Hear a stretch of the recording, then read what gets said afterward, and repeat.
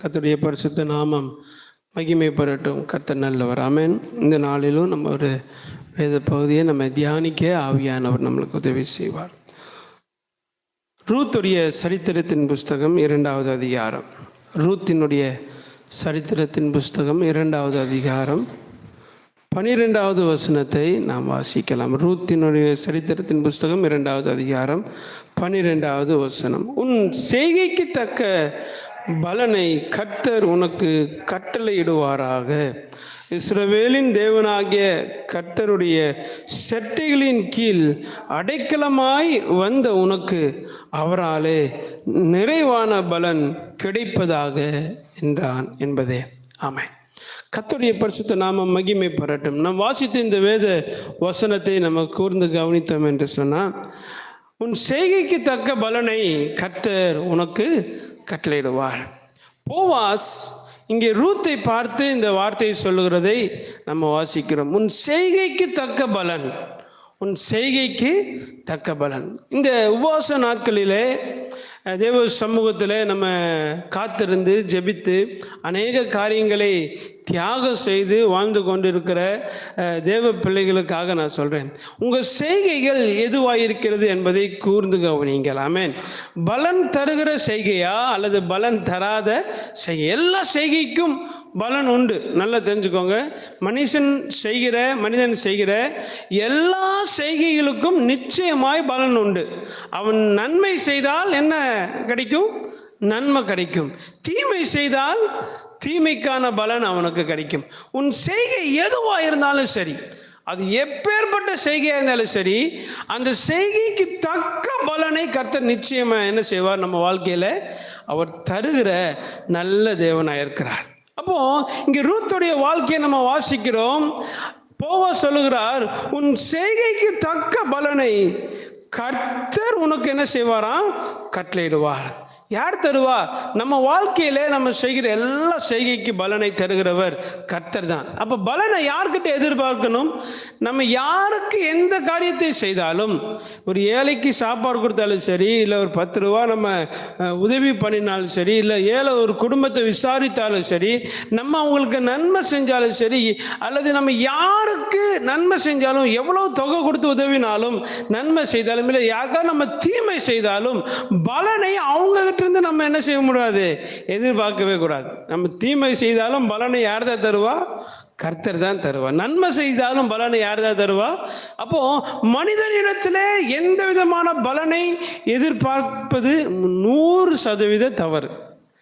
100% தவறு. நீங்கள் எல்லா பலனையும் தேவனிடத்தில் எதிர்பாருங்க. ஏனென்றால் தேவன் தான் பலன் தருகிறவர். ஆமென். அல்லேலூயா. நான் இவ்வளோ நாள் ஜெபிச்சேன், என் வாழ்க்கையில் இன்னும் நடக்கலையே, இன்னும் மாறலையேன்னு சொல்லி, இன்னும் அவங்க எனக்காக பேசலையே, இவங்க என் சொத்துக்காக இவங்க எனக்காக பேசலையே, அவங்க ஒரு கையெழுத்து போட்டால் பரவாயில்லையே. இல்லை, எல்லாமே எல்லாம் யார் கையில் தான் இருக்குது? கர்த்தர் கையில் தான் இருக்குது. எல்லாம் எங்கே இருக்குது? ஆண்டவருடைய கரத்தில் இருக்குது. அப்போ ஆண்டவர் தான் நம்மளுடைய செய்கைக்கு தக்க பலனை தருகிறவர். இது ரொம்ப தெளிவாக ஆழமாக நீங்களும் நான் என்ன செய்யணுங்க? புரிந்து வைத்து கொள்ள வேண்டும். கீழே வாசிக்கிறோம், என்ன பலனை தருவாராம்? இங்கே ரூத்துக்கு என்ன பலனை கொடுக்கிறார்? இஸ்ரவேலின் தேவனாகிய கர்த்தருடைய செட்டைகளின் கீழ் வந்த அடைக்கலமாய் வந்த உனக்கு அவரால் என்ன கிடைக்கும்? நிறைவான பலன். நிறைவான பலன், நிறைவான பலன். அந்த வார்த்தை ரொம்ப அழகா இங்கே போவாஸ் எழுதி வைத்து சொல்றார். நிறைவான பலன். நம்ம வாழ்க்கையில் எல்லா கிரியைகளுக்கும் நம்ம பலன் நம்ம எதிர்பார்க்குறோம். ஆண்டவர்கிட்ட எல்லாவற்றுக்கும் நிறைவான பலன் நமக்கு கிடைக்கணும். ஆமென். அல்லேலூயா. பாருங்கள், நீங்கள் கஷ்டப்பட்டு வேலை செய்கிறீங்க. நீங்கள் கஷ்டப்பட்டு வேலை செய்கிற அந்த வேலைக்கான பலனை நிறைவாய் நீங்கள் பெற்றுக்கொள்ளவில்லை என்றால் உங்கள் ஆத்மா என்ன செய்யாதுங்க? சரியா இலைப்பறவே இருப்பறாது. சம்பளம் வாங்கும்போது நீங்கள் பட்ட பாடுக்கான உழைப்புக்கான காசு உங்களுக்கு கிடைக்கலன்னு எப்படி இருக்குன்னு நம்ம மனசு ரொம்ப வேதனையாக இருக்கும். நான் கஷ்டப்படுறேன், நான் இவ்வளோ முயற்சி பண்ணுறேன், இவ்வளோ எஃபோர்ட் நான் கொடுக்குறேன், ஆனால் எனக்கு கொஞ்சம் தான் வருதுன்னு நிஜமாக நம்மளுடைய மனசு எப்படி இருக்கும்? ரொம்ப வேதனை. இது உலகத்தார் நம்மளுக்கு தருகிறது. ஆனால் ஆண்டவர் அப்படி இல்லை. நம்மளுடைய செய்கை எதுவாக இருந்தாலும் அதற்கான பலனை கர்த்தர் எப்படி தான் தருவாருங்க? சத்தமாக சொல்லுங்க, நிறைவாய் தான் தருவார். ஆமென், நிறைவாய் தருவார். அப்படி என்னங்க செய்க? அப்படி என்ன செய்க? அப்படி என்ன செய்கை நம்ம ரூத்துடைய வாழ்க்கையில் பார்க்க முடியும்? வசனம் ரொம்ப அழகாய் சொல்கிறது.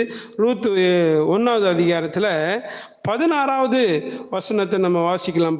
அதற்கு ரூத்து, நான் உம்மை பின்பற்றாமல் உம்மை விட்டு திரும்பி போவதை குறித்து என்னோடே பேச வேண்டாம்.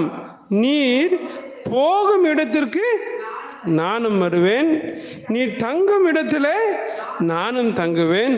உம்முடைய ஜனம் என்னுடைய ஜனம், உம்முடைய தேவன் என்னுடைய தேவன். அடுத்தது, நீர் மரணமடையும் இடத்துல நானும் மரணமடைந்து அங்கேயே அடக்கம் பண்ணப்படுவேன். மரணமே அல்லாமல் வேறு ஒன்றும் உம்மை விட்டு என்னை பிரித்தால் கர்த்தர் அதற்கு சரியாகவும் அதற்கு அதிகமாகவும் எனக்கு. இப்படி ஒரு மருமகளை உலகத்தில் கிடச்சிட்டா என்னை கேட்டால் அந்த மாமியார் புண்ணியவதி. அந்த மாமியார் புண்ணியவதி. இப்படி ஒரு மருமக எவ்வளோ அழகான ஒரு மருமக பார்த்தீங்களா? என்னென்ன வார்த்தையை சொல்கிறா பாருங்க. நீ போகும் இடத்திற்கு நானும் வருவேன், நானும் வருவேன். உங்களை விட்டு பிரிகிறத குறித்து பேசுனீங்கன்னா, நம்ம பாஷையில் சொல்ல போனால், இந்த என்னை விட்டு போன்னு சொல்லிட்டு இருந்தீங்கன்னா கடுப்பயிரும் தெரிஞ்சுக்கோங்க அத்தை, நான் உங்களோட தான் இருப்பேன். அப்படி ஏதாவது ஒரு மாமியார் இன்னைக்கு சொல்லுமா? மருமக சொல்லுமா? இருங்க இருங்க இருங்கன்னு ஏதாவது ஒரு மருமக சொல்லுமா? எப்பண்டா கிளம்பும் அப்படிங்கிற மாதிரி தான் இன்னைக்குள்ள சூழ்நிலை. எப்பண்டா ஒன்று வீட்டு விட்டு கிளம்பணும், இல்லையா உலகத்தை விட்டே என்ன செஞ்சிடணும், கிளம்பிடணும். அப்படி ஜெபிக்கிறவங்க அநேகர் இருக்கிறாங்க. ஒரு சபையில் ஒரு மாமியார் பின்னாடி இருந்து ஜெபிக்கிறாங்க. என்னென்னு, ஆண்டவரே இந்த மருமக அடங்கவே மாட்டேங்கிறா, அவளுக்கு 4 போடு போடும் ஆண்டவரே, 4 போடு போடும். மாமியார் பின்னாடி இருந்து ஜெபம். முன்னாடி வரிசையில் உட்காந்துருக்கிற மருமக மாமியாருக்கு ஜெபம். ஆண்டவரே இந்த டார்ச்சர்னால என்னால் என்ன செய்ய முடியல, வாழவே முடியல. இந்த டார்ச்சர் என்னை விட்டு என்ன செஞ்சிடும், நீக்கிடலும். நான் சொல்கிறேன், 2 ஜெபமும் கேட்கப்பட மாட்டாது, 2 ஜெபமும் கேட்கப்பட மாட்டாது. ஆனால் பாருங்கள், இங்கே ஜெபம் பாருங்கள் எவ்வளோ அழகா ரூத்து ஜெபிக்கிறா.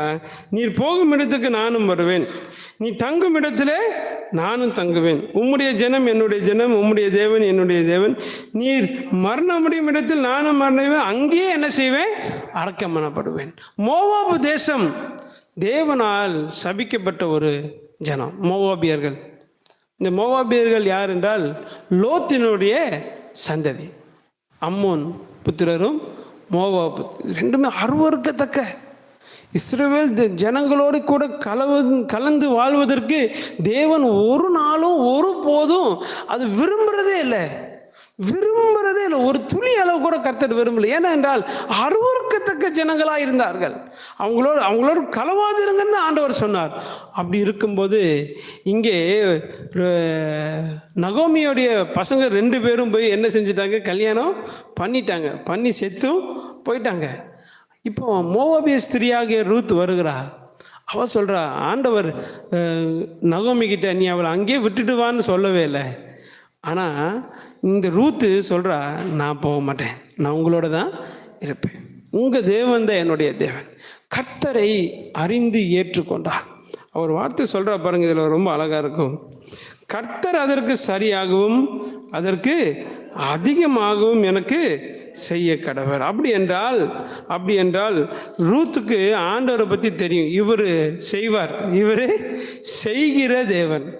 இவர் நன்மை செஞ்சா நன்மை செய்வார், தீமை செஞ்சா போட்டு தள்ளிடுவாருங்கிறது ரூத்துக்கு நல்லா தெரியும், அருமையாக தெரியும். ரூத் ஒரு நாளும் ஒருபோதும் ரூத் என்ன செய்யலை, இந்த விஷயத்தில் ரூத்து என்ன செய்யலை, தவறாக ஆண்டவரை குறித்து தவறாக புரிஞ்சுக்கவே இல்லை, நல்ல சரியாக புரிஞ்சிருக்கிறார். அவர் செய்வார்,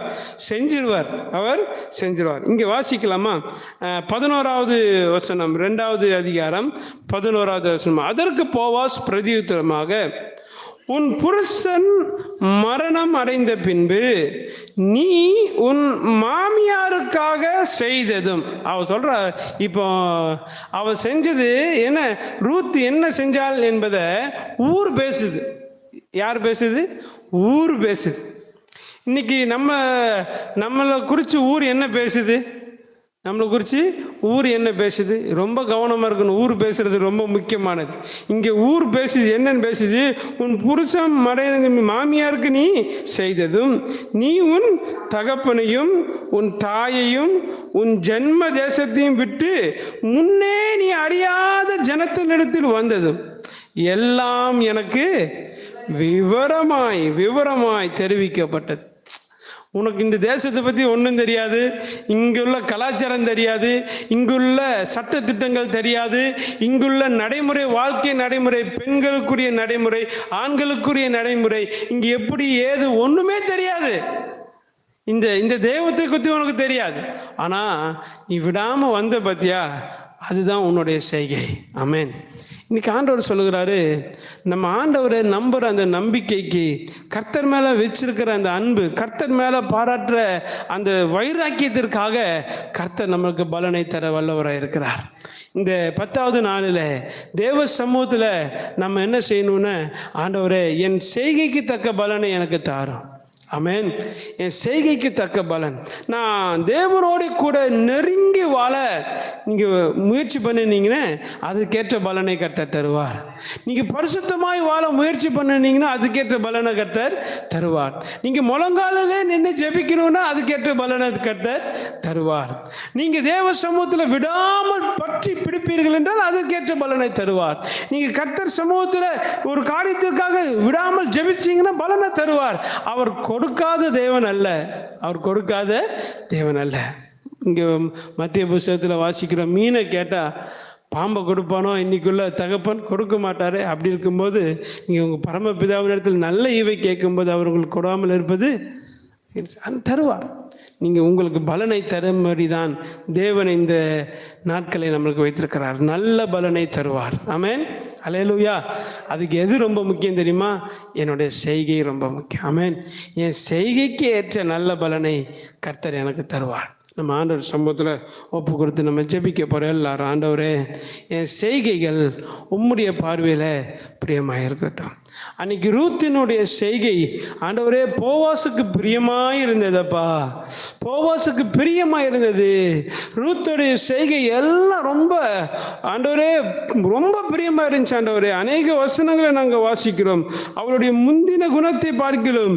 ஆண்டவரே, இந்த பிந்தின குணம் ஆண்டவரே ரொம்ப அருமையாக இருந்ததுன்னு போவாசு ஆண்டவரே போற்றுகிறார். ஆண்டவரே, எங்களுடைய செய்கை ரொம்ப முக்கியம்ப்பா, எங்கள் செய்கை ரொம்ப முக்கியம்ப்பா. எங்கள் செய்கையில் உம்மை காயப்படுத்துகிற காரியங்கள் இருந்திருந்தா தயவு செய்து எங்களை மன்னிங்க ஆண்டவரே, தயவு செய்து எங்களை மன்னிங்கப்பா, எங்களை மன்னிங்க ஆண்டவரே, எங்களை மன்னிங்க ஆண்டவரே. அப்பா, எங்கள் செய்கைகளை ஆண்டவரே உம்முடைய பார்வையில் பிரியமாக இருக்க உதவி செய்யும். ஆண்டவர்கிட்ட கேட்போம் எல்லாரும் இணைந்து. ஆண்டவரே, எங்கள் செய்கை உம்முடைய கண்களில் பிரியமாக இருக்கட்டும்பா, உம்முடைய கண்களில் எங்கள் செய்கைகள் பிரியமாக இருக்கட்டும் ஆண்டவரே. அப்போ தான் எங்கள் செய்கைக்கு தக்க பலன் தான் எங்களுக்கு கிடைக்கும். ஆண்டவரே, எங்கள் செய்கைக்கு தக்க பலனை கர்த்தர் எங்களுக்கு தருவீர் ஆண்டவரே. ஆண்டவரே அப்பா, எங்களுக்கு அந்த கிருபை தாங்க. உமக்கு பிரியமானதை செய்ய எங்களுக்கு உதவி செய், பிரியமானதை செய்ய எங்களுக்கு உதவி செய்யும். உங்களுக்கு பிரியமானதை செய்ய எங்களுக்கு உதவி செய்யும். எங்களுடைய சிந்தனையில், செய்கையில், நடக்கையில் உமக்கு பிரியமானதை செய்ய எங்களுக்கு கிருபை தாரும். உடைய சமூகத்தில் எங்களை தாழ்த்துக்கிறோம்.